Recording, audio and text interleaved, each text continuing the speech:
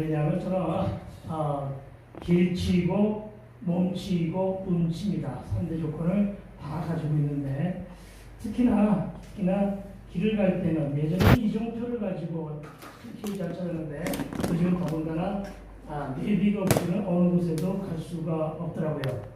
내비를 가지고 왔는데 내비를 가지고 찾아왔는데 왜 이 말씀을 우선적으로 드리냐면 여러분 내비를 판독하여 길을 찾듯이 우리는 말씀을 판독해서 길을 찾아야 될 줄로 믿습니다. 그것을 말하여 큐티라고 합니다.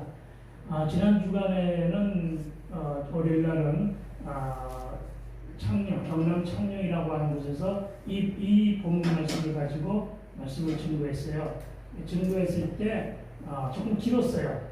한 50분 정도 했는데 길다가 보니까 모두가 그냥 몸이 그냥 뒤틀려지고 하품하는 것을 보고 오늘 똑같은 본문을 가지고 말씀을 증거하면서 50분이 너무나 길지 않겠는가 하는 생각이 들어서 오늘은 49분만 말씀을 증거하려고 합니다.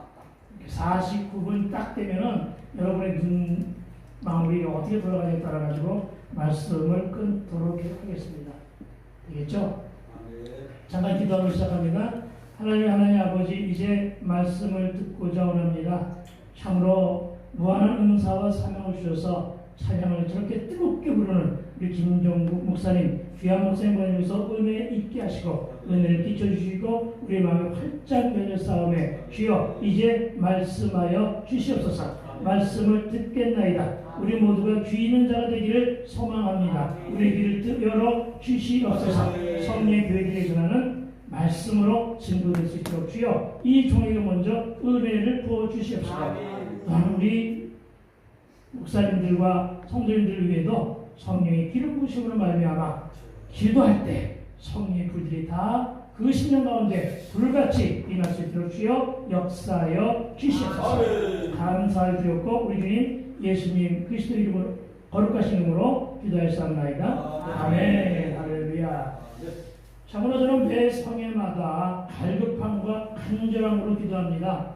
그리고 이 성회 또한 그렇게 준비해 왔습니다. 저는 하박국 3장 19절의 말씀으로 응답을 받았고 그리고 가장 처음 오살리에 도전한 이후에 여러 기도원을 다니면서 말씀을 전할 때 간증이 전체 내용의 반을 차지합니다. 물반, 고기반이 아니라 저는 말씀반, 간증반이다 이렇게 생각하시면 될 것입니다. 그러니까 차원 높은 말씀을 중심으로 한 성경은 주일날 혹은 기회에 대해서 신학을 통해서 하시든가 들으시든가 하시고 오늘은 간증을 통해서 제가 어떻게 말씀으로 살아남는가 하는 것으로 듣게 되기를 부탁을 드립니다. 오늘 신앙은 제가 왕초보 시절 저는 신앙에 처음 예수를 믿을 때를 갖다가 신앙의 왕초보라고 얘기합니다. 왕초보 시절에 그야말로 말씀의 내비를 잘못 판독했거나 아예 판독 자체를 안 함으로 실수하고 실패한 십자가의 경험을 전해드리고자 합니다. 여러분, 내비가 있으니까 길을 찾기가 편하던가요? 그러나 내비를 가지고 길을 찾을 때 판독을 잘못하면 엉뚱한 길을 헤맬 때가 가끔 종종 있었을 줄로 압니다. 제가 그렇거든요. 제가 분명히 내비는 50m 전방에서 우회전을 하라고 하는데 가다가 보니까 30m 갔는데 우회전이 또 나오더라고요. 그래서 이 길이 맞는 거 아닌가? 하고서 내 고집대로 내비가 하라는 대로가 아니라 내 고집대로 분명한 것은 내비는 50m라고 했는데 나는 내 고집으로 30m를 들어갔다가 헤맨 적이 한두 번이 아니었던 것입니다. 여러분, 말씀의 주인이 누구십니까? 예수님이십니다. 예수님의 말씀대로 살아간다고 하면서 우리는 얼마나 많이 말씀을 잘못 판독해서 헛된 길로 헛길로 나가면서 실수와 실패를 해왔는가 그 경험을 여러분에게 알려드리고자 하는 것입니다. 여러분, 저는 회개를 동반한 뜨거운 성령 체험으로 망함의 매를 건너뛰었습니다. 망함의 매와 그리고 알코올 중독을 치유받았습니다. 알코올 중독이 어느 정도의 알코올 중독이냐면은 이름 석자를 잊어먹을 정도로 강력하게 나섰어요. 그런데 그것마저도 뜨거운 성령 체험으로서 회복이 되었습니다. 그리고 이제는 돌아와 신앙생활하며 성경 말씀을 읽으면서 깨닫게 된 것은 여러분 기록된 하나님의 말씀은 생얼이더라고요. 뭐라고요? 빛나치더라고요. 왜 율법이 우리의 거울인가 했더니 기록된 말씀 자체가 화장을 하나도 안 한 그냥 생얼이란 말이에요. 생얼.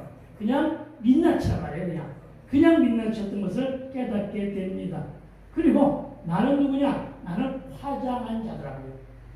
나는 화장함으로써 가면을 쓰면서 회칠한 무덤처럼 살아간 자라고 하는 것을 깨닫게 되었습니다. 뭘 깨달았더라고요? 그렇게 나는 오로지 생각하고 또한 생각하고 기억하고 행하는 모든 것 자체가 악한 것뿐이었고 하나님은 말씀 속에서 그것을 지적함으로써 내 죄를 발견하게 하시다는 것입니다. 그래서 야곱이 어떻게 하고 들어왔습니까? 하나님이 내 이름이 무엇이냐고 물을 때 내 이름은 거짓말장이 야곱입니다 라고 고백한 대로 저와 여러분 모두가 다 내가 특히나 더 많이 오갈 데 없는 100% 죄인이로구나 하는 것을 알게 되었다는 것입니다. 그리고 문득 정색하며 진실한 마음으로 하나님께 고백을 하게 됩니다. 이제 나는 성경 말씀 창세기 1장 1절부터 시작해서 요한계시록 22장 21절의 기록된 모든 말씀을 다 믿는다. 이것이 저의 신앙 고백이었습니다. 그리고 이 고백 이후 하나님께 이렇게 소망을 하십니다. 하나님, 나 같은 자를 하나님께서 부르시고 그리고 예수 믿게 하신 데는 주님의 뜻이 있음을 분명히 알겠습니다. 그러나 저는 하나님을 모릅니다. 저는 예수를 4대 성인 중에 한 분으로 알고 지금까지 살아올 정도로 정말 하나님에 대해서 무식하고 무지한 자였습니다. 그러나 이제는 하나님을 알기를 원합니다. 깊이 지기하는 백전백승이 알듯이 먼저 하나님을 알기 위해서 성경을 먼저 10번 정도 읽겠습니다. 이렇게 기도할 때 저희의 갈 길을 알려주셔서 이렇게 고백합니다. 그리고 그 이후 말씀을 매일처럼 구약 10장, 신약 10장, 지금도 그 일을 하고 있습니다만은 구약 10장, 신약 10장 말씀을 주야로 묵상하는 어느 날 그때는 여전히 신앙의 왕쪽을 실렸는데 여러분 말씀을 읽다가 신비한 체험을 하게 됩니다. 분명히 인쇄된 종이 위에 쓰여져 있는 성경 말씀 한 절이 갑자기 종이 위에서 튀어나와 내 앞에서 클로즈 되어오는 것을 보게 됩니다. 내가 꿈을 꾼 것이 아니라 나는 분명히 성경 말씀을 읽고 있었는데 그와 같은 체험을 했다는 얘기입니다. 한 번의 체험이었습니다. 더 이상의 그런 체험은 없었습니다. 일회성에 불과한 체험을 했지만 그 체험은 나에게 너무나도 큰 것을 시사해 주셨습니다. 말씀 한 줄이 종이 위에서 튀어나와 크게 클로즈업 되더니 내 앞에서 한 줄로 늘었습니다. 그리고 조합을 이룹니다. 나는 그 말씀을 본 순간 입으로 읽고 그리고 그 말씀에서 아멘 하고 받았을 때 내 입을 통해서 가슴으로 쏙 들어가는 그런 체험을 하게 됩니다. 아멘. 여러분 그 말씀이 바로 신명기 8장 16절입니다. 그리고 그 말씀이 그 자리에서 열리게 됩니다. 그리고 해석이 됩니다. 그때는 해석이라고 한 말 자체를 키티라고 하는 것 자체를 알지도 못하던 시절인데 그 말씀이 내 앞에서 열려졌다는 것입니다. 그 말씀은 이렇게 나에게 아주 쉽게 설명합니다. 뭐라고 말씀하셨느냐? 내 열정, 내 조상들이 알지 못하던 하늘의 만나, 그 만나를 오늘 광야에 있는 너에게 먹여주신다 이렇게 말씀하십니다. 그렇습니다. 하나님은 나에게 그렇게 시작하듯이 저의 할아버지도 저의 아버지도 하나님을 안 믿었고 저도 예수님을 하나님을 몰랐던 자였는데 여러분 들어가기 전에 잠깐 재밌는 얘기하면은 제 이름자를 잊어먹지 말고 기억해달라는 의미에서 제 이름이 누구 닮았습니까? 배우 김연경 선수를 닮았죠. 그렇죠? 거룩하신 분들 체육하고는 전혀 관계가 없고 배구가 됐든 축구가 됐든 잘 모르셔서 그렇죠? 배구 선수 중에 김연경이라고 있어요. 근데 그 얘기를 하고자 하는 것이 아니라 제 이름의 경자가 성경 경자입니다. 그리고 연자가 연설 연자입니다. 성경을 연설하는 자. 우리 할아버지가 하나님을 몰랐는데도 불구하고 이름을 이렇게 지어놓으셨어요. 네, 이렇게 지어놓으셨어요. 참으로 재밌죠. 어쨌든 여러분, 저는 하나님을 몰랐던 자였는데 하나님은 만나를 주신다고 하시면서 말씀으로 나에게 다가와 주시는데 신비한 체험을 통해서 다가와 주신 것입니다. 그런데 재밌는 것은 광야에 있는 나에게 하늘의 만나를 주신다고 말씀하시면서 주시는 이유가 아주 재밌어요. 주시는 이유가 매우 위태로워요. 하나님은 정말로 위트가 있으신 분이라고 하는 것을 깨닫게 됩니다. 가장 우리가 듣고 싶어하는 말이 복을 주신다는 말인데 복을 주신다는 말에 눈이 번쩍 띄죠. 그렇죠? 복은 당연히 받아야 되죠. 그런데 복을 주시기 전에 할 게 있대요. 그냥 주셔도 되는 것을 그냥 주시면 얼마나 좋겠습니까마는 어떤 말씀이 쓰여져 있죠? 너를 낮추고 시험하여. 여러분 너를 낮추고 시험하여. 그래서 하나님이 너를 낮추고 하나님이 너를 시험한 후에 어느 때가 되면 마침내 때가 되면 마침내는 내 때가 아니라 하나님의 때입니다. 하나님의 마침내가 되면 너에게 복을 주신다. 할렐루야. 그렇습니다 여러분. 여러분 저는 이래봐도 이렇게 나를 낮추고 시험하는 연단을 하나님부터 언약으로 받은 자입니다. 아멘. 많은 사람들이 사명을 받기도 하고 소명을 받기도 하는데 저는 어떤 약속을 받았느냐? 연단의 약속, 훈련의 약속, 나를 낮추고 시험하시는 약속. 아멘. 그럴 만도 하신 게 제가 예수 안 믿을 때 수없는 콜을 받은 자예요. 그런데 너무나도 뺀질거리고 하나님 속을 썩이니까 하나님이 지그지시잖아요. 그만큼 너를 낮춰줘야 돼. 너를 내가 그만큼 시험할 거야. 연단할 거야. 훈련할 거야. 이렇게 말씀하시는 것 같았습니다. 참고로 여러분 저는 전직이 국어선생 출신입니다. 가르치는 일을 즐겨하고 좋아합니다. 그리고 어느 날 퀴티를 배웁니다. 그리고 제가 마음속으로 이렇게 생각을 합니다. 퀴티로 복음을 제시하고 공부도 가르치는 대안형 학원을 만들기를 소망하고 하나님께 그런 사역을 감당할 수 있도록 소원도 하려며 기도하고 있었는데 성경 통독이 10번쯤 다 돼가는 무렵에 그때는 망한 백수가 하나님의 전체 은혜로 말미암아 가회라는 길이 열려가지고 가회를 하면서 근근히 살아가고 있었을 때인데 저녁 늦은 시간에 가정방문을 통해 가회를 하다가 집으로 돌아가는 도중에 횡단보도 앞에서 학교에서 생활하던 학교에서 그동안 그 당시에 했던 야간 자율학습 이 야간 자율학습을 끝내고 집에 가기 위하여 길을 건너는 한 무리의 청소년들을 보게 됩니다. 그런데 갑자기 늘 봤던 아이들인데 그날따라 그 아이들을 보는데 제 가슴 한쪽에서 쿵 하는 소리가 납니다. 그리고 이내 그렇게 기도합니다. 하나님 저들이 저렇게 열심으로 열정 가지고 공부를 하지만 하나님 저들에게 복음이 들어가야만 됩니다. 주님 저희들에게 말씀이 들어가야만 됩니다. 주여 저들에게 복음을 제시하기 위해서 저런 아이들에게 퀴티로 복음을 가르치고 그리고 공부도 가르칠 수 있는 그런 대안형 학원이 소망입니다. 이런 학원을 만들어 주시옵소서. 이렇게 기도합니다. 기도한 것까지는 참으로 좋았습니다.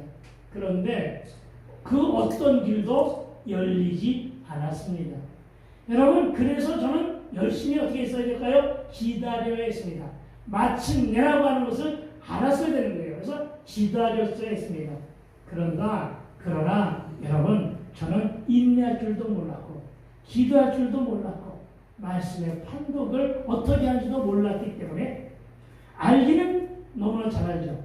욥기 23장 10절의 말씀 나의 가는 길 그가 아시나니 나를 단련하신 후에 순금처럼 쓰임받을 때까지 참고 인내하며 오직 주님만 바라보겠다고 말씀과 성경을 읽을 때는 그렇게 다짐하지만 믿음의 주여 온전케 하신 예수만 바라볼지라 라고 다짐했지만 저는 그렇게 못했어요. 그렇게 못했어요. 여러분 복을 받고 싶으시니까 복 받을 짓을 하자는 것입니다. 여러분 기도 응답 받고 싶으십니까? 기도 응답 받을 만한 언의 일치의 삶 살게 되기를 주의 이름으로 축원합니다. 여러분 정말로 진정 제가 내 마음속의 소망을 이루기 위해서는 그렇게 살았어야 합니다. 그러나 그러지를 못했다는 것입니다. 어느 날부터 갑자기 내가 무엇을 하기 시작했느냐면은 학원 자리를 돌아보고 알아보고 다니기 시작했어요.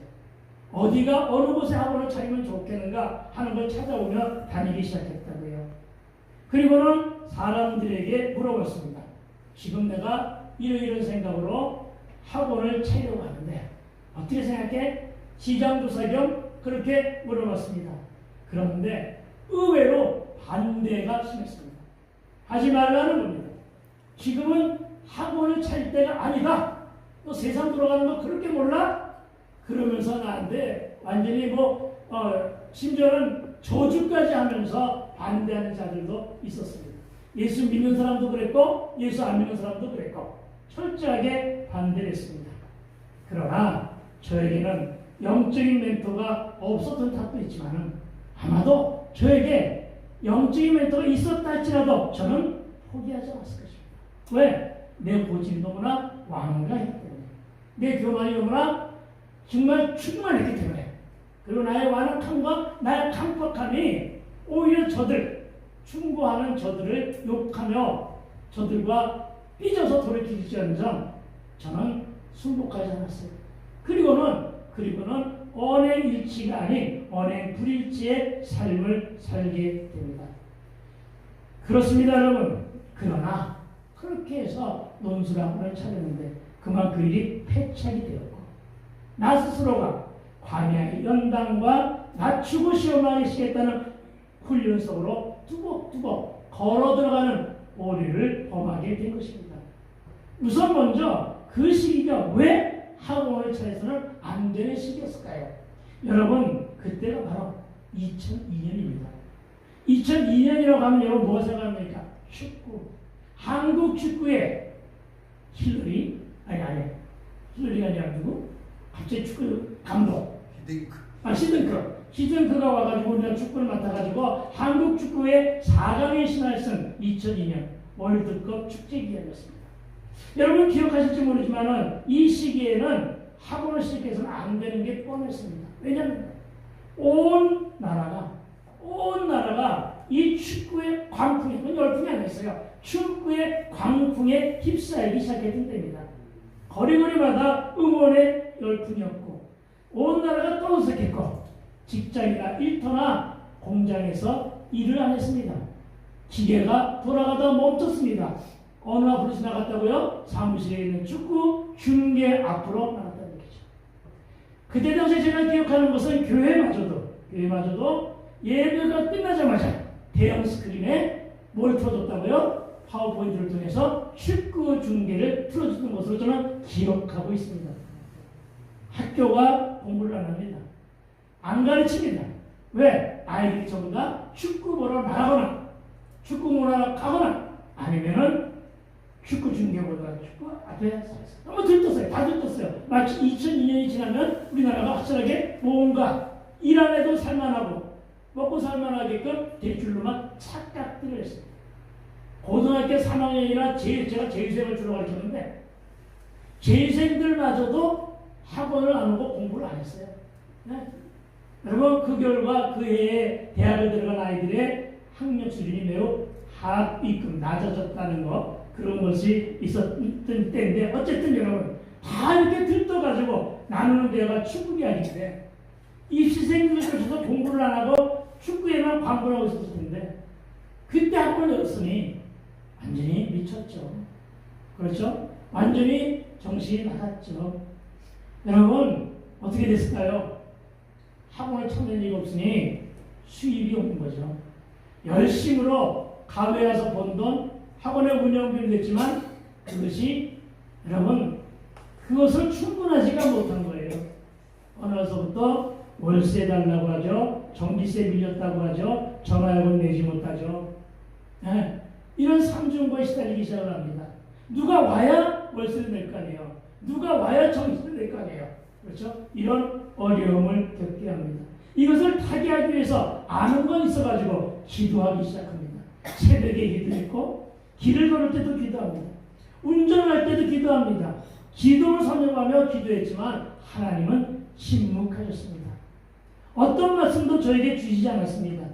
가외해서 번 돈을 재투자해도 내 주머니와 학원의 재정은 늘 흉년으로 그렇게 어려움을 가중되었습니다. 그러나 이 또한 지나가리라고 한 말이 있듯이 그렇게 해서 축구의 시계도 이제 끝났습니다. 시간이 흐르고 아이들에게는 운명처럼 수능의 때가 되었죠. 수능을 보았습니다. 수능을 보면은 어느 누구나 공부를 하건 안 하건 합격생은 있게 마련이죠. 그때 당시의 입시제도는 수능을 1차 시험이라고 하고 2차 시험에는 논술 고사를 보면서 본고사를 대체하던 그 시절입니다. 자, 이제 축구가 끝이 났고 학원 이름이 논술학원이니까 이제 기대합니다. 이제 2차로 논술을 볼 사람들을 갖다가 이제는 내가 굳이 불러서 하자고 권하지 않아도 스스로 전을 하고 찾아오는 그런 시기가 된 겁니다. 그때까지만 해도 내가 타짜 감소로 여전히 이름이 나있을 때였기 때문에 수능 1차를 끝내고 학교별로 논술고사에 대비하기 위하여 소개가 들어오기 시작했습니다. 가장 먼저 들어온 것이 고려대학교 1차 합격한 학생이었습니다. 고려대학교는 일주일을 남겨두고 2차 고시를 봐야 됩니다. 일주일밖에 시간이 없습니다. 굉장히 다급한 거죠. 많은 논술 선생들이 이 다급한 마음을 기회로 해가지고 인질로 삼아가지고서 많은 물질을 요구합니다. 저도 그 대열에 있었습니다. 얼마를 받았을까요? 예수를 믿는 양심상 그 당시에는 일주일밖에 안 남은 모든 1차 합격생, 2차를 하는 학생들한테는 큰 거 한 장 정도를 받았습니다. 큰 거 한 장이 얼마냐고요? 1,000만 원입니다. 그래서 저는 예수 믿는 것 때문에 300만 원 깎아가지고 700만 원을 받았습니다. 네, 700만 원. 옛날에는 여러분 싼 것은 비지떡이라 해가지고 싸게 말하면 아예 맡기질 않았고 가던 시대입니다. 돈 있는 사람들 다 그렇게 합니다. 지금도 그렇게 합니다. 그런데 부탁하던데 학생들을 학원으로 좀 안 보내줬으면 좋겠어요. 요즘에 시스템이 너무나 좋아서요. 학원 안 가도 공부하는 방법은 너무나도 많아요. 네. 여러분 고려대학교를 수능으로 1차 정도 합격할 아이는 머리가 우수한 아이예요. 실력이 있고 능력이 있어요. 책도 많이 읽은 아이예요. 그 아이에게 흐름과 방향만 제시해주면요. 하는 거 없어요. 흐름과 방향만 제시해주면요. 스스로 충분히 공부해서 합격할 수가 있는 거예요. 그런데 노수 선생은 이것을 역이용한 거죠. 내가 그랬다고요. 내가 하나님이 기뻐하시지 않은 것 같아요. 이것이 결국은 나에게 시험거리가 되었거든요. 네, 걸림이 되었거든요. 그 나중에 얘기하고 나중에 나옵니다. 700만 원 받았어요. 700만 원을 딱 받았는데 그 이후로다가 이제는 연세대학교에 합격했던 아이들이 찾아옵니다. 그것도 2명이나. 연세대학교는 2주간의 기간이 있어요. 2주간의 기간이 있으면 손이 좀 짧아져요. 낮아져요. 그래서 500만 원씩 500만 원씩 해가지고 1,000만 원을 받게 됩니다. 그렇게 해가지고서 여러분 그것뿐이 아니라 가외도 늘어나기 시작하고 소문 듣고. 왜냐면 얼마나 공부를 안 했는데 애들이 그렇죠? 그러다가 보니까 학원에 줄을 쓰는 거예요. 이제부터 공부한다고. 그렇죠? 이때부터 공부한다고. 그래가지고 여러분 제가 2개월 동안 짧은 2개월 동안에 얼마를 벌었냐면 3,000만 원을 벌었습니다. 여러분은 3,000만 원을 벌었다 해도 여러분은 워낙에 주머니가 풍성하신 분이라 주머니가 든든하신 분이라 3,000만 원 흥하고 코웃음을 치는지 모르지만 여러분 우리 청년들의 첫 연봉이 3,000만 원이면요 좋은 거예요. 아주 좋은 직장이에요. 아시겠습니까? 그리고 여러분 2002년이에요. 그때 당시에 물가 대비 3,000만 원은 여러분 대단히 큰 돈이에요. 그것도 여러분 2개월 만에 벌었다고요. 아멘. 그렇죠. 이제서야 아멘이 나오네. 그렇단 말입니다. 그런데 여러분 3천만 원을 벌었는데 3천만 원을 벌었는데요. 어떤 황당한 결과를 맞이하게 되느냐면은 그 돈을 하나도 없던 데 쓰지 않았을 거예요. 그렇죠? 하나도 없던 데 쓰지 않았어요, 정말. 왜냐하면 술 안 먹죠, 담배 안 피죠. 옛날에 그 좋아하던 스낵적인 것들 다 끊었죠. 작게 다 끊었죠. 세속 끊었죠. 여행마저 끊었죠. 다 끊었는데 내가 어디다가 무슨 데를 쓰겠어요. 그렇죠? 네. 그런 거예요. 그러니 돈을 아무래도 쓴 적이 없는데 재밌는 거 쓰네요. 재밌다? 그 이상하네. 해가 어쨌든 주머니와 통장은 제로인데 월세와 보증금, 월세와 전기세와 그 운영비를 대비해서 진 약간의 빚이 그대로 남아있더라고요. 너무 황당하잖아요. 분명히 쓴 데는 없는데 돈은 나갔어요. 이 일을 누가 알아요? 하나님만 아시죠. 그렇죠? 나는 모르는 거예요. 네, 이것이 걸리게 된 거예요. 여러분, 이랬을 때 여러분은 어떤 생각을 하십니까? 여러분, 정말 이거는 이해가 안 되는 거예요. 그렇죠? 그래서 저는 그때 두 가지를 선택할 수밖에 없는 기로에 놓이게 됩니다. 하나는 다시 세상으로 돌아가는 거예요. 오늘 본문 4장 1절은 바벨론 포로로 가기 전 이스라엘 족속들의 상황이에요. 그렇죠? 다시금 세속의 포로가 되어서 세상으로 들어가 옛날처럼 술과 담배 퍼마시며 옛날의 삶으로 돌아갈 것인가? 그래서 그렇게 원망하겠죠. 예수 믿어도 소용이 없다. 기도해도 소용이 없다. 하나님 말씀 아무 말씀 안 하시는데 뭐 이러면서 삐져가지고 세상으로 돌아가는가? 아니면 예전의 은혜를 다시 생각하면서 무릎 꿇고 하나님께 통사정을 하든가 두 가지였다는 얘기죠. 그런데 제가 쉽게 세상으로 돌아가지지는 않더라고요. 하나님께 그때 제가 붙들려 있었던 것만에 틀림없다 생각이 됩니다. 네, 세상으로 안 돌아왔어요. 그리고 어느 날 고민하고 갈등하며 기도하고 있는데 하나님께서 저에게 말씀 한 줄을 주십니다. 그것이 창세기 21장 8절입니다. 이 이하에 무슨 내용이 기록되어 있느냐? 아브라함이 이삭을 얻은 후에 하갈과 이스마엘을 내치는 사건입니다. 찾지 마세요.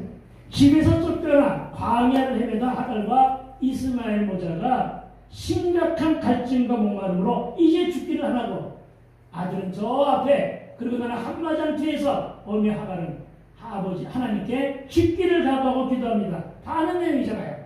그렇죠? 이때 하나님이 이스마엘의 기도를 들으시고 하갈의 눈을 열어주십니다. 그리고 옆에 있는 우물을 발견하게 하십니다. 이 사건을 스치고 지나가는 순간 아차 그렇다. 이것은 세상적인 방법으로 원망할 것이 아니라 이것은 분명히 영적인 문제가 있는 것이다. 그래, 금식하러 올라가자. 하루 정도만 금식 교만하잖아요. 그렇죠? 남들은 무슨 40일 금식도 가고 한다는데 겨우 하루 정도. 그러니까 아직도 모르는 거예요. 그때까지는. 네, 하루 정도만 금식하지. 이러면서 여러분 기도원으로 올라갈 준비를 합니다. 그렇습니다. 여러분, 영적인 눈이 어두운 하갈. 여러분, 당신은 사막을 사는 사람들, 광야를 사는 사람들, 그 사람들은 누구나가 다 그들이 하나님 믿고 믿지 않고 간에 누구나가 다 그들의 일상생활 중에서 사막에 우물을 판 다음에 거기다 표시를 해준답니다. 그래, 사막을 사는 사람들은 누구나가 다 알 수 있는 표시를 해준대요. 하갈 역시도 그곳 사막을 살아가는 사람이고 광야를 살아가는 사람인데 그래서 그 우물을 발견할 수 있었다고 합니다. 근데 하나님께서 성경 그대로 기록되어 있잖아요. 하나님께서 하갈의 눈을 가리자 그가 바로 옆에 샘물이 있었거든요. 예, 바로 옆에 나중에 시골 찾아보세요. 내 말이 진짜인가? 바로 옆에 샘물이 있었는데 그 샘물을 발견하지 못한 거예요. 예. 그러니까 여기서 제가 얻을 수 있는 것은 바로 뭐예요? 그렇다. 하나님의 뜻을 헤아리고 올라가자. 기도로 올라가자. 고역까지는 하나님께 기뻐 받으셨는데 겨우 하루. 참 나도 참 답답했었죠. 어쨌든 경기도 가평에 있는 강남 금식기도원입니다. 여기 거리가 뭐니까 얘기를 상관이 없겠죠. 내가 자주 갔었던 그런 기도원인데 그곳에는 하루에 5차례의 집회가 열립니다. 그 집회에 참석합니다. 말씀에 대한 강업함으로 설교 시간을 기다리고 있습니다. 그날 말씀을 인도하는 목사님이 말하기를 설교 본문과 설교 내용을 바꿨다고 하면서 제목을 말하는데 그게 바로 뭐냐? 악인의 꾀와 11조를 도둑질하는 놈. 그 양반 도둑질한 놈이라는 놈자를 굉장히 크게 얘기를 하거든요. 11조와 11조를 도둑질하는 놈. 그리고 저는 이 제목을 들은 순간 문득 깨달아지는 사건이 있었습니다. 그것은 바로 처음 논술 가외 학생의 가해가 입금되었을 때 내가 하나님께 뭐라고 하나님께 약속을 드렸을까요? 하나님, 내게 드디어 700만 원이 입금됩니다. 그동안에 한 번도 수입의 11조를 못 드렸는데 이제 들어오니까 하나님 제가 이제 70만 원이라고 하는 거금을 하나님께 드리겠습니다. 끝으로서 약속을 합니다. 그런데 여러분 참으로 속이는 일이 너무나 많다는 거예요. 네, 너무나 속이는 일이 많은 게 연이어서 그것이 월요일이었다고 한다면 그 주말쯤 해가지고 2명의 아까 얘기한 연세대 학생이 합격한 학생이 찾아옵니다. 그리고 그들에 의해 가지고 얼마 거금 1,000만 원이 들어오게 됩니다. 그러니까 월요일날 약속한 것은 까맣게 잊어먹고 뭐라고 하느냐면 하나님 이 1,000만 원이 이 약속된 것이 입금이 되면은 하나님 내가 월요일 약속한 그 70만 원과 그리고 또 이 1,000만 원에 드는 그 100만 원 해가지고 170만 원 드릴게요. 여러분 이게 얕은 뼈 아니에요? 이게 잔머리 아니에요? 이게 정말 생각하는 것보다 악한 거 아니에요? 네, 제가 그랬던 놈이에요. 네. 그래 놓고서는 어떻게 했을까요? 그러면서 계속해서 연신 가외가 들어왔고 쭉 들어와가지고 얼마를 벌었다고요? 3천만 원을 벌었는데 여러분 한 푼도 하다 못해 감사원금조차도 드리지 못하고 그냥 그러고 살았던 나를 발견하게 됩니다. 아멘. 그러나 여러분 생각해 보십시오. 여러분 중에서는 나를 어떻게 생각하는지 모르지만은 내가 그렇게 항변했어요. 뭐라고? 하나님 70만 원 벌어가지고 맞지 70만 원 벌어가지고 7만 원 헌금을 내는 것은 내가 낼 수 있는 연약한 믿음 아닙니까? 내가 700만 원을 벌어가지고 거금 70만 원을 갖다가 내가 이 믿음의 연식 가지고 내가 아직은 왕초건데 그치? 어찌 드리겠습니까? 내가 이러고 앉았더라고요. 이러고 회개하고 앉았더라고요. 하나님은 그 회개하는 것보다 잘못했다고 그러시더라고요. 네. 여러분 하나님께 잘못 드리고 하나님께 떼먹은 것이지 이유가 없다는 것이죠. 하나님께 예만 있을 뿐이 아니면 없었단 말이죠. 근데 그 당시에 내 믿음의 연식은 그것을 충당하지를 못했어요. 그렇잖아요. 지금도 그런 사람들 많지 않나요? 그렇죠? 700만 원을 벌어가지고 70만 원 드리는 거 엄청나게 어려운 일이었어요. 저한테는. 네, 그랬습니다. 그러고서는 그냥 그렇고 했는데 여러분 3천만 원 중에서 단돈 30만 원도 아니면 3만 원도 감사한 걸 드리지 못한 내가 바로 11조를 도둑질한 놈이었습니다. 이를 깨달았습니다. 그리고 나오는 게 회개였습니다. 눈물이 쏟아지기 시작했습니다. 그리고는 올라와서 설교하는 목사들마다 회개하라고 하는 내용의 설교만을 하고 갑니다. 그래서 여러분 말씀의 한 구절이 떠오르는 것이 바로 신명기 8장 16절입니다.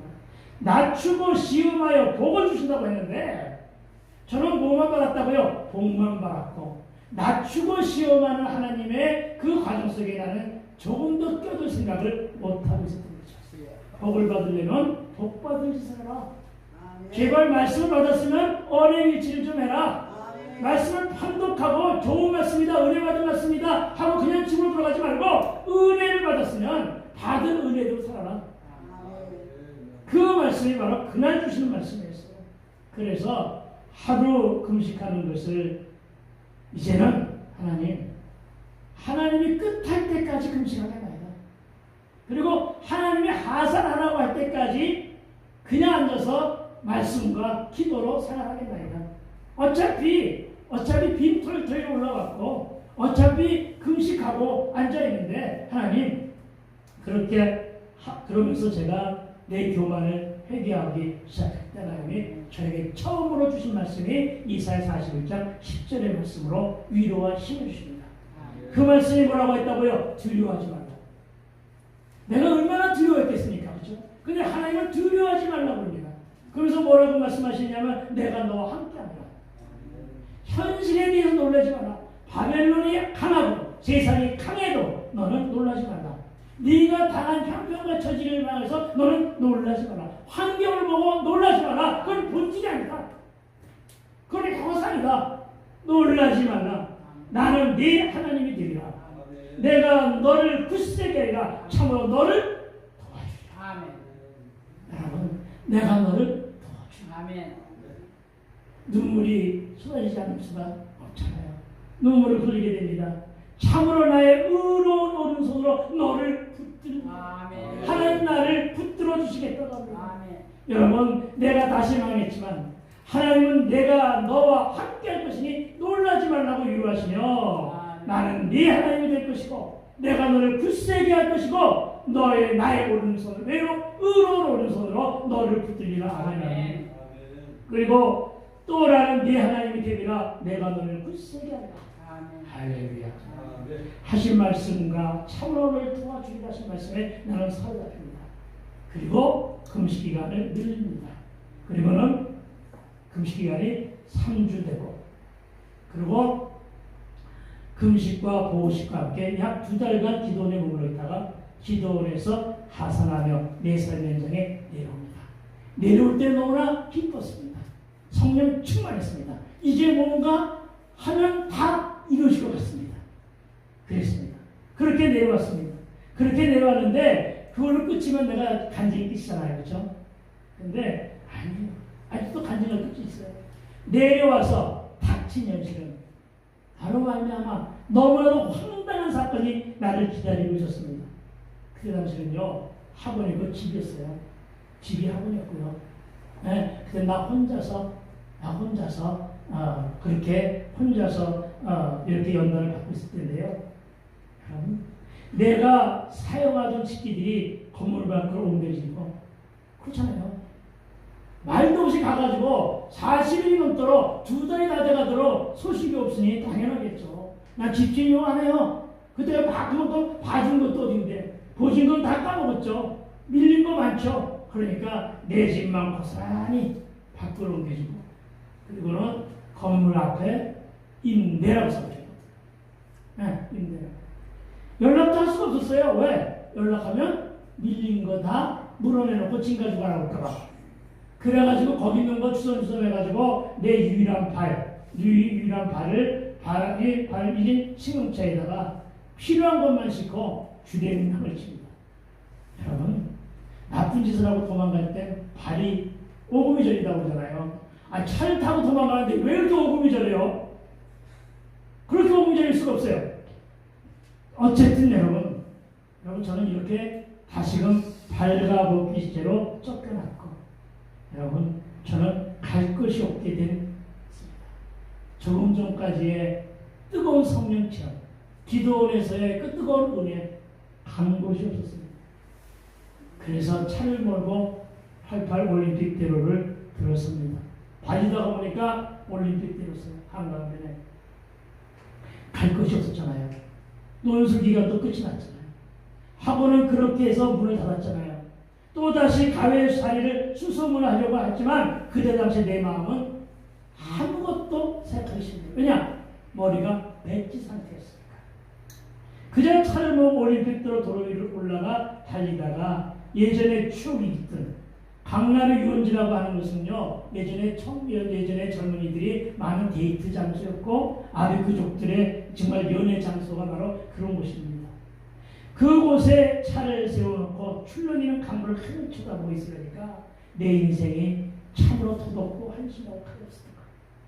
자, 이제 어떻게 하나 막막했고 살고자 하는 여력도 이제는 지치고 힘들다는 생각으로 모든 것 다 내려놓고 싶다. 이 생각 들었습니다. 여러분, 저는 그러고서 있는데 갑자기 내 마음속에 성경을 읽고 싶다는 생각이 듭니다. 아멘. 그리고 저는 차 안에서 늘 지어다니는 성경을 봅니다. 그리고 이때 핀 성경이 바로 오늘 본문입니다. 네, 그런 사연이 있는 본문입니다. 이사야 44장 1절 우리 함께 읽어볼까요? 시작. 야곱아 너를 창조하신 여호와께서 지금 말씀하시느니라. 이스라엘아 너를 지으신 이가 말씀하시느니라. 너는 두려워하지 말라. 내가 너를 구속하였고 내가 너를 지명하여 불러나니 너는 내 것이야. 아멘. 여러분 저는 이 말씀 속에서 주의 음성을 듣게 된 것입니다. 주님 나에게 생생하게 말씀하신 주의 음성을 들었습니다. 뭐라고 했는데요? 이사야 42장 10절에서 할 때 말씀으로 너는 두려워하지 말라는 말씀에서 같은 음성이었는데 내가 너를 구속하였고 지명하여 불러나니 너는 내 것이라. 아멘. 그렇습니다 여러분. 하나님은 너는 내 것이라고 하시는데 이 말씀으로 나를 만나주시는데 여러분 그 당시 나에게는 내일이 없었던 사람입니다. 그렇죠? 내일이 없었잖아요. 아무 소망도 없었잖아요. 아직은 나홀로 연단의 광야를 지내고 있을 때인데 그것도 다시 발가벗겨져 세상으로 내동적이 처진 형편이었는데 이사야 41장 10절과 오늘 본문은 연속해서 주시는 말씀은 두려워하지 말라는 거예요. 네, 두려워하지 말라는 거예요. 여러분 이 말씀을 줄 때 우리는 힘을 내는 거예요. 내야죠. 그렇죠? 자신 있는 거잖아요. 두려워하지 말라요. 하나님이 두려워하지 말라고 하는데 내가 더 이상 두려울 게 뭐 있어요. 사건 사고로 우겨쌈을 당하고 갈 바를 몰라 휘청거리고 앞뒤가 다 가로막힐 때 그래서 정말 숨조차 쉴 수 없을 정도로 막막하기만 할 때 하나님은 이사야 41장 10절에서도 말씀하시고 오늘 본문에서도 44장에서 말씀하시는데 이 절이 더 기가 막혀요. 이 절은 뭐라고 하셨느냐면 네가 물과 불의 연단 가운데 있다 할지라도 이렇게 말씀하시네요. 무슨 얘기예요? 불불의 연단을 말하잖아요. 있다고 할지라도 강물이 너를 침몰치 못할 것이고 불꽃이 너를 살지 못할 것이고 그 이유는 내가 너와 함께. 동행의 약속입니다. 동행의 약속. 저는 지금까지 이 동행의 약속을 한 번도 의심해 본 적이 없습니다. 늘 함께 하셨음을 믿습니다. 그렇습니다. 내가 너를 구속하였다고 하시고 구원을 약속하시네요. 지명하여 불렀다고 하시면서 너는 내 것이라고 하시는 이 말씀. 여러분 그 앞에 왜 야곱에게도 왜 이스라엘에게도 말씀하신다고 하는 말씀 마저 하면은 너무 길어지니까 그 얘기는 빼고 오늘은 지명의 뜻부터 한번 살펴보기를 소망합니다. 여러분 알다시피 지명이 뭐예요? 여러 중에서 꼭 집어 특별하게 불렀다는 것입니다. 누가요? 저와 여러분이 여러 중에 지명하여 부르신 자들임을 믿으시게 되겠어요. 그래서 이 자리에 나와 있는 거예요. 이 오늘 이 저녁 시간에 TV에 좋은 게 얼마나 많은데 연속으로 볼 게 얼마나 많은데 이 더위에 수박 먹으면 집에서 TV 봐도 되는데 여러분 하나같이 전부 다 제정신이 아닌 거야. 그렇죠? 저도 그렇고 무슨 정신? 예수 정신. 그렇죠? 네. 그래 지명하여 부르는 여러분이 저와 여러분 앉아있는 거예요. 뜨거운 여름에도 집에 나온 거예요. 네. 이 말을 듣고 아멘 하시는 분들은 내일 오전 예배에도 참석하실 줄 믿습니다. 여러분 내가 너를 지명을 부르는데 특별한 부르심으로 저는 이 부르심이 여러분과 저에게도 적용되는 이 말씀 그렇습니다. 이날 이 말씀을 주님의 생명성을 통해 들었고 말씀을 통해 하나님 만나고 있었으며 이 말씀을 통해서 첫사랑이 회복된 거예요. 하나님이 너는 내 것이라고 하시는데 내가 감히 누가 감히 나를 하나님이 너는 내 아들이고 하나님이 너는 내 딸이고 하나님이 너는 내 종이야 하시는데 감히 누가 그렇잖아요. 힘으로 하는 거예요. 하나님을 이렇게 만나는 거예요. 말씀을 통해서 하나님을 이렇게 만나는 거예요. 이 말씀이 내가 받아들이면 내 것이 되는 거예요. 첫 번째 로고스 그 로고스가 내가 너무나도 감당하기 어려운 말씀이라 할지라도 그 말씀을 내가 내 마음으로 받아먹으면 하나님은 그렇게 풀어주심을 믿게 되길 주의로 축원드립니다. 그렇습니다 여러분. 그러면서 너는 내 것이라가 해석이 되기 시작합니다. 여러분 네가 내 것이든 내 인생 내 삶 내 비전마저도 모두 다 내 것이니 너는 두려워 말라. 여러분 주머니는 비었고 졸지에 다시금 백수요. 나는 살 길이 막막했는데 오늘 본문이 두려워 말라 이 말씀은 그날 나에게 위로가 되기에 충분하고 내 인생 이것을 끝이 아니라 이제 내가 너를 내 것인 너를 책임지겠다는 음성으로 들었다는 것입니다. 여러분, 넌 내 거야. 한국 남성들이 가장 많이 하는 말, 너는 내 거야 하는 말을 오늘 하나님의 입을 통해서 넌 내 거야 해요. 아시겠습니까? 넌 내 거야. 넌 나의 것이야. 그 이런 거에 소유격이에요. 무슨 얘기예요? 넌 내 것이야. 이 말은 하나님이 저와 여러분을 향하여 너를 소유한다는 선포예요. 내가 너를 소유하겠다 하는 선포의 말씀이라고요. 너는 내 것이다. 나는 이날 이 말씀 안에 그만 붙잡히고 말입니다. 그렇습니다, 여러분. 하나님이 나를 향하신 주의 음성은 내가 너를 소유하고 내가 너를 소유했으니 너는 내 것이다. 너는 내 것이기 때문에 내가 너를 사용하고 내가 너를 사용하는 걸 끝내는 것이 아니라 내가 너를 보호하마. 내 것이니까. 하나님 것이 하나님 보호하셔야지. 그리고 내가 너를 끝까지 책임져주마. 이렇게 적용이 되는 거예요. 정말 은혜가 되었어요. 오늘보다 더 은혜가 되었어요. 그날의 은혜는 정말로 책임져 주시는 하나님. 그 이후로 연단도 있었고 혼란도 있었지만 그러나 넌 내 거야 하시는 말씀으로 힘을 얻고 낮추고 시험하시기에 복을 주겠다는 말씀을 굳게 믿으며 주의 뜻대로 살기 위해 나를 버리고 세속도 버렸으며 가난한 심령이 되어 지금까지도 복을 구하고 있다는 사실을 믿게 되기 주의로 축원합니다. 그렇습니다. 하나님이 하셨습니다. 넌 내 거야 라고 하신 주의 언약을 주님은 항상 지켜주셨음을 고백합니다. 그런데 날이 어두워졌습니다. 차 안에 믿음을 켰습니다. 희미한 불빛 아래에서 휘티로 말씀을 묵상하고 기도하기 시작할 때 가슴이 켜켜집니다. 그리고 절절한 설움이 복받쳐 오릅니다. 너무나도 막막했는데 그야말로 열심히 산다고 살았는데 나는 지금 이게 뭐야 하는 마음도 원망도 불평도 다 사라지고 기쁨과 희열로 통곡하며 회개하며 다시 만난 하나님 앞에 감사를 드렸습니다. 어디에서요? 차 안에서요. 그날 저는 이렇게 좁은 차 안에서 눈물로 회개하고 눈물 섞어 찬송하고 눈물로 말씀을 묵상하고 들고 저는 나 홀로 분개하고 이름을 지었습니다. 그날 묵상한 이 말씀은 나에게 영생수가 되어집니다. 그리고 이 말씀은 나에게 보양식이 되어집니다.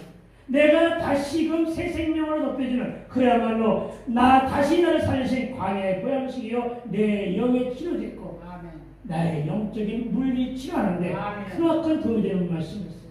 이 말씀을 받은 이후에 저는 한 번도 식어본 적이 없습니다. 저는 한 번도 여러분 정말 하기 싫어서 귀찮아서 억지로 하는 일이 없었습니다. 늘 열정 가운데 가득했습니다. 늘 순종했습니다. 너는 내 거야. 여러분 이 말은 사랑의 언어더라고요. 하나님이 창조주께서 피조물인 저와 여러분을 향하여 사랑의 언어로 너는 내 거야. 여러분 특히 4절은 뭐라고 했습니까? 4절 말씀을 보니까 뭐라고 했어요? 네가 내 눈에 보배롭고 존귀하며 너를 사랑한다 이렇게 했습니다. 여러분 좌우를 들어보세요. 정말 사랑받을 만한 얼굴인가? 여러분 정말 여러분이 사랑받을 만한 얼굴임을 믿으시기 바랍니다. 하나님이 저와 여러분을 만들어 놓고는 뭐라고 하셨습니까? 힘이 좋았더라. 그 감격까지는 주의 음성이 오늘 여기 나타난 거란 말이에요. 네가 내 눈에 보배롭고 존귀하며 너를 사랑한다. 이 말의 함축적인 말이 너는 내 거란 말이에요. 그렇죠? 이 말씀 속에 저는 깨진 거죠. 여러분 이렇게 창조로부터 하나님의 사랑을 함을 받은 존재들인데 여러분 다시 한번 강조하는 것은 너는 내 것이라는 말씀을 나와 여러분 향한 우리 모두는 전적으로 하나님의 소유물로 선포하셨음을 믿고 끝까지 기억하게 되길 주의로 축원드립니다. 하나님이 나를 소유하셨으니 다시 한번 얘기하는 것은 하나님이 나를 보호하시는 것이고 보호하시는 분이 사용하실 것이고 사용하시는 분이 책임져 주시겠구나. 이러면서 만들어진 말이 뭐냐? 염려는 근심을 물을 것이다. 기도는 응답을 잉태한다. 할렐루야. 신조어예요. 내가 만든 신조어. 괜찮잖아요. 다시 한번 알려드릴까요? 염려는 근심을 몰고 오지만 기도는 응답을 잉태한다. 할렐루야. 저 이 말씀 가지고 좀 그렇게 기도합니다. 여러분 주님은 또 두려워 말라셨고 구속하시는 특별한 부르심을 진행하셨으니 나를 사용하신다는 뜻을 들렸기 때문에 저는 그날 차 안에서 나홀로 부흥하면서 찬송하며 기도하며 찬송하다가 21절까지를 꼬박이 묵상하게 됩니다. 흔히 묵기도 했어요. 밤을 지냈습니다. 아침이 다가왔습니다. 그 공원에 갈 때가 저녁 6시, 7시 무렵이었거든요. 그런데 그때가 2월인가 그랬습니다. 네, 저는 2월하고 관계가 참 많아요. 1999년 2월 14일 나가게 돌아왔거든요. 근데 그때도 2월이었습니다. 추운 줄을 몰랐어요. 차 안에서 미동을 틀어고 시동을 킬 수가 없잖아요. 그렇죠? 그랬었어요. 왜? 기름 때문에. 그랬어요. 춥지도 않았어요. 밤을 꼬박 있었어요. 참으로 그 좋은 수용차 안에서 꼬박 지냈습니다. 그러나 오늘 저의 간증은 여기까지입니다. 그러나 이때 내 주머니에는 내가 가진 돈이 5만 원도 채 안 되는데 차는 기름 달러 나가고 아침에 문득 정신 차리니 처음 든 느낌이 뭐였을까요? 방금 전 은혜는 간 것도 없고 뭐였을까요? 배가 고프구나. 우리는 이렇게 연약하다는 거죠. 우리는 이렇게 연약한 거예요. 그죠? 네? 그러니 하나님께 매달릴 수밖에 없는 거예요.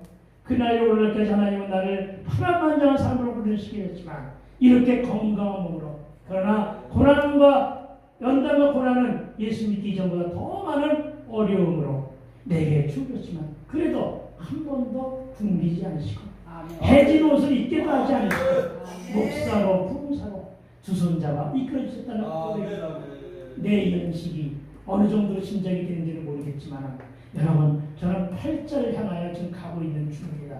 그런데 하나님은 나를 이렇게 젊게 살아가게 하셨습니다. 그리고 그날 이후 고난을 말씀으로 사는 간증자로 하나님의 증인으로 살게 되지만 그리고 낮추고 시험하는 고난과 강연들은 지속되었지만 저는 여러분 분명한 것은 복을 얻었더라는 것입니다. 마침내 복을 얻었더라는 것입니다.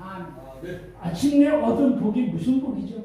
복의 근원은 예수님이십니다. 내가 마침내 복을 얻었다는 것은 내가 예수를 소유하고 있다는 얘기입니다. 내 삶의 결론이 오로지 예수로 끝나기를 소망하고 있다는 얘기입니다. 여러분, 그래서 난 드디어 신명기 8장 16절의 말씀대로 살아가고 있는 것은 아닌가.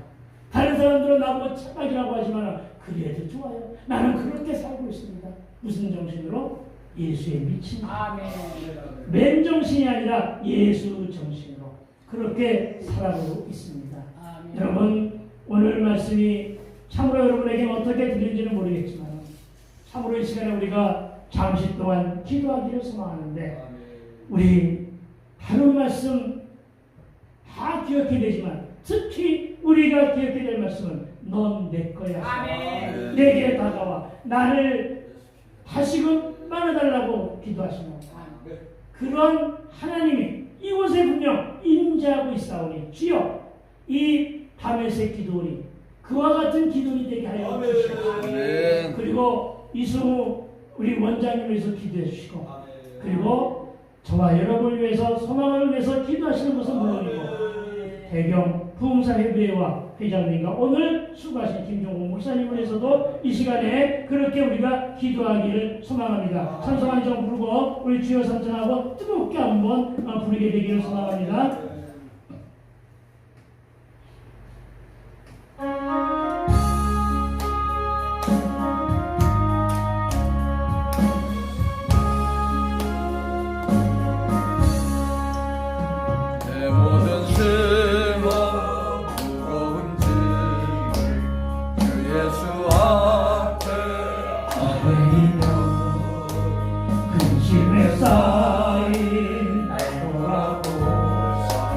내 근심 모두 맡으시네 무거운 짐 나 홀로 지고 견디다 못해 쓰러질 때 불쌍히 여겨 구원의 주님 은혜의 주님 오직 예수 내 모든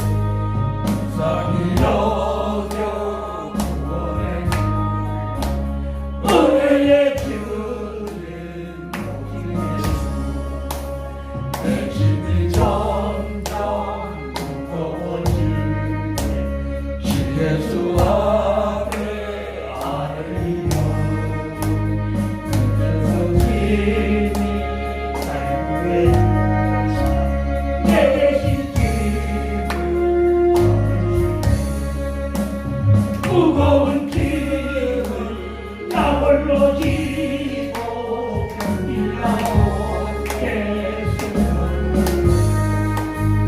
불쌍히 여겨 은혜의 주님 마음의 시와 무서운 죄 심해수 앞에 아래 있는 예수는 나의 능력이네 세상을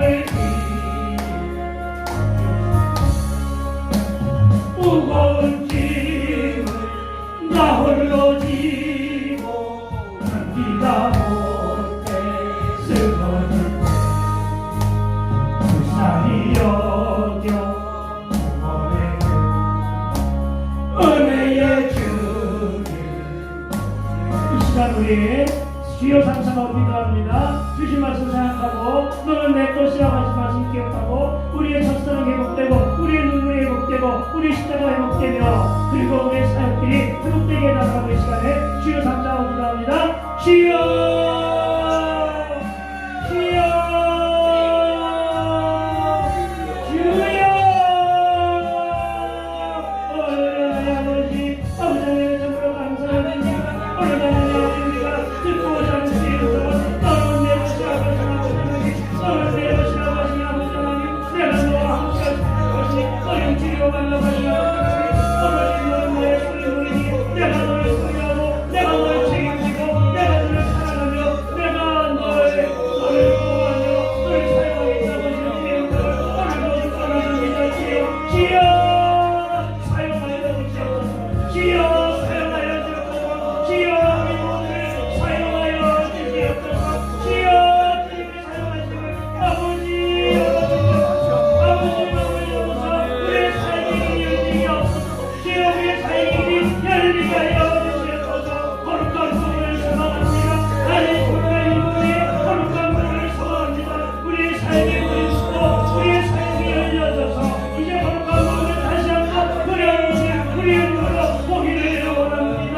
오직 의식이 이 땅에 다시 오게 하옵소서. 오직 이 땅에 성사를 위하여 주옵소서. 이 모든 삶을 위하여 주여 우리의 삶이 열리게 되기를 소망하고 주여 우리의 사업장이 열리게 되기를 소망하고 주여 우리의 기분이 하나 열리게 되기를 소망하고 주여 우리의 자녀 문제가 해결되기를 원하며 주여 우리의 건강과 함께 우리의 가정의 문제가 해결되기를 원하오니 주여 너를 사용하여 주여 너를 사용하여 주여 역사하여 주여 만족하시고 주여 우리 주님을 완전히 하여 주시면 나오니 주여 주여 하나님 주시면 나오니 주여 주여 역사하소서 주여 역사하소서 주여 만족하소서 주여 주장하여 주옵소서 밤에새 기도를 사용하여 주시고 주여 내 경우 사용을 사용하여 주시고 예배의 장님을 사용하여 주시고 우리 기도로 사용을 사용하여 주시고 하나님 아버지 우리 모든 우리 대원 목사님을 사용하여 주시옵소서 이성훈 목사님을 사용하여 주시고 하나님 가정을 하나님 아버지 사용하여 주옵소서 오늘 이 시간을 열어서 너희 기도하며 우리 목사님을 사용하여 주시고 원사님을 사용하여 주시고 집사님을 사용하여 주시고 모든 주님을 사용하여 주시옵소서 주여 역사하여 주시옵소서 감사를 드렸고 우리 예수님 거룩하심으로 기도했사옵나이다. 아멘, 아멘. 오늘 말씀을 보내주신 하나님께 먼저 영광의 박수 올려드립니다. 오늘 단순한 말씀을 전해주신 우리 강사님께서 감사의 박수를 올려드립니다. 아멘, 아멘. 이 시간